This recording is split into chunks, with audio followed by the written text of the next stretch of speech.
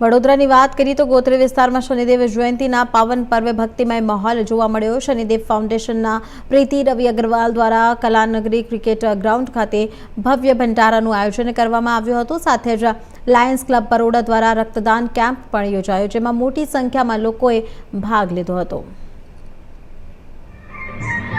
જય શનિદેવ। શનિદેવ જયંતીની તમામ ભક્તોને હાર્દિક શુભકામનાઓ।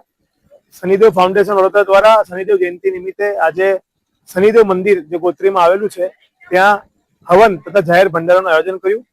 જાહેર ભંડારામાં ખૂબ મોટી સંખ્યામાં, હજારોની સંખ્યામાં ભાવિક ભક્તોએ અહીંયા આવ્યા અને પ્રસાદીનો લાભ લીધો।